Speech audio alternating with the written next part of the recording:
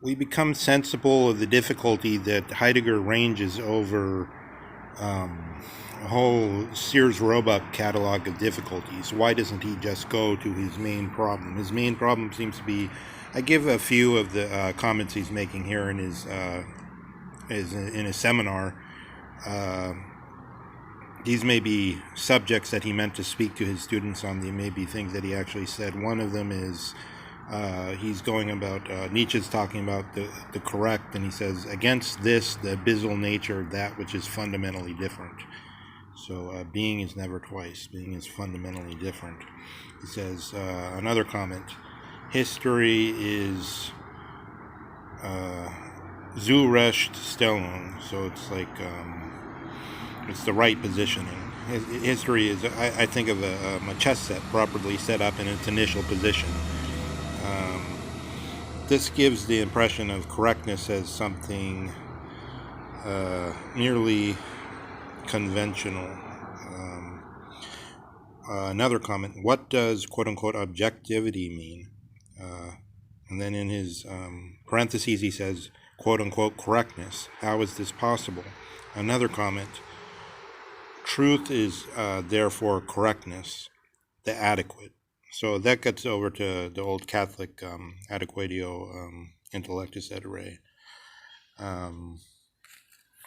Or simply again, so Heidegger is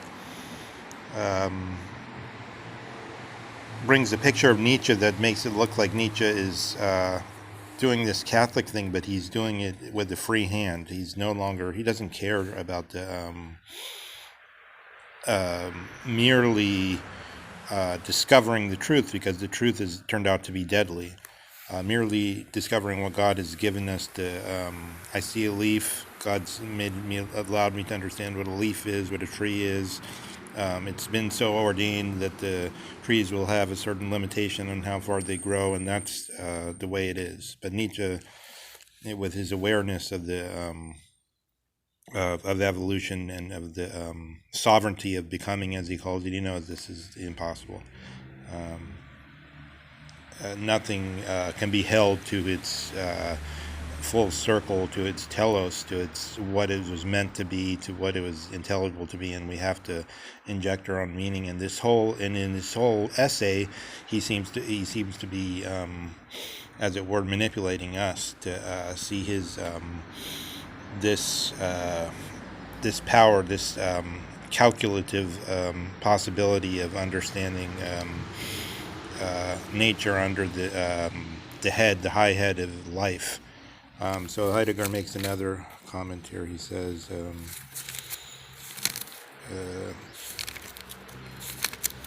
speaks of the determination which will allow us out of history to put together that which is in the service of life. That's not a proper quote, but something along those lines. Oh, here it is. Okay, the determination of the essence of the human being on the basis of animality and the dividing line between animal and human being. And again, Nietzsche's procedure on the determination of the historical from the perspective of forgetting and remembering.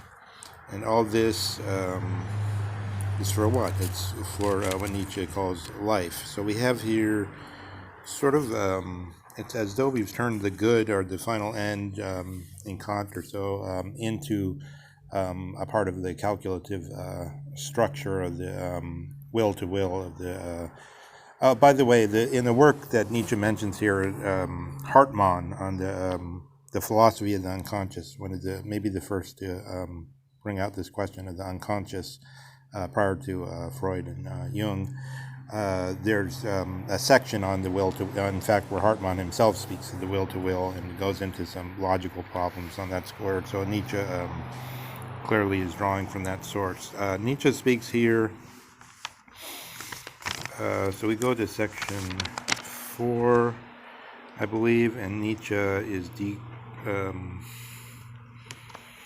declaiming and speaking in high tones, but also decrying, denouncing his contemporaries and himself for their their cult to the chaotic inner world, the quote-unquote real personality. So he says, form, quote-unquote, generally implies for us some convention, disguise, or hypocrisy. He says, again, he says, this fear drove the German from the French school.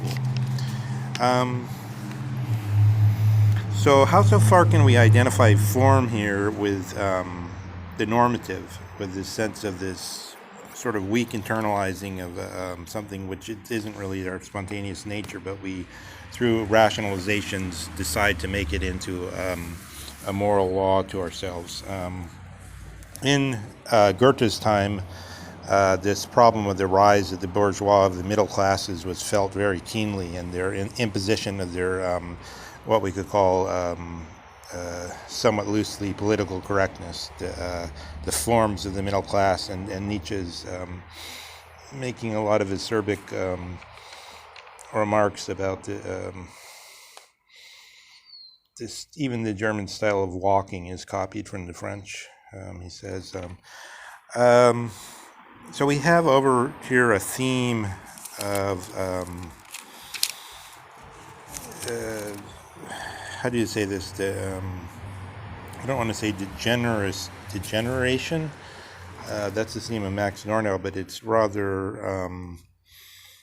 the idea of an undermining, as Nietzsche was guilty of, as a general rule of the society.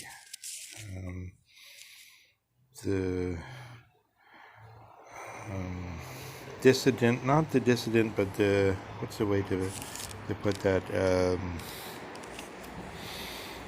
Deviance as a way of life, let's say, in the modern, it's from the time of Don Quixote, let's say.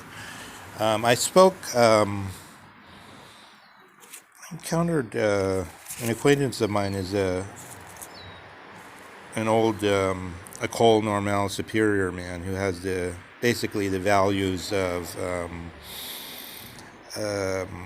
pleasure, optimism, the Code de Napoleon, and democracy in the sense of Richard Wolff, the Professor Richard Wolff, in the sense of this Mondragon Spanish collective, these kind of values. And I heard him one time, he was denouncing an American ethno-nationalist, saying, "You are a sadist." And I answered him in fun. I reminded him that the Marquis de Sade had played some role in preparing his beloved French Revolution, and with the thrust, and he chuckled at that. And the thrust of the argument is that here we have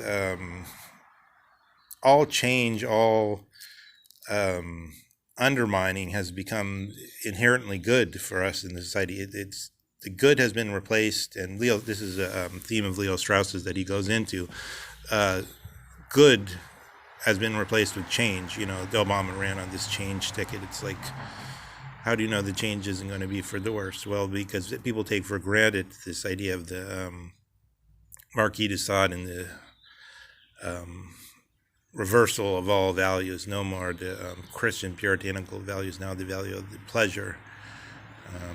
No more the bounty from heaven, but now the earthly, the intoxicated flesh of the earth. So under this principle that all deviance is good, we can see that Nietzsche tries to intervene, as it were, and bring something strong enough and that had enough will in it, and which could be inwardly spontaneous to arrest this infinite cataract of this torrent of the sovereignty of becoming. So I want to raise this question of why are we going into all these questions instead of why does Heidegger even bother to make an interpretation of Nietzsche's second essay on history here? What's the point? Why not just go, if we want to go straight to the question of that which is never doubled with a being, why don't we just do that?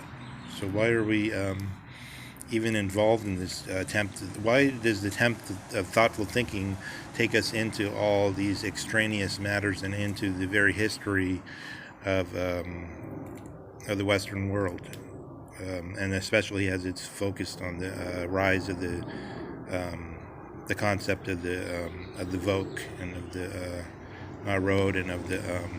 By the way, Hannah Arendt says in her, so we could bring in the French too, but she says in her, I believe in the book on totalitarianism, that at the time of the French Revolution, most of the nobles thought of the quote-unquote French people as foreign slaves, not as French. Because why? Because civilization meant being encultured, intellectual culture, and only the nobles, only the hereditary aristocracy would have had any civilization in that sense. All right, let's continue.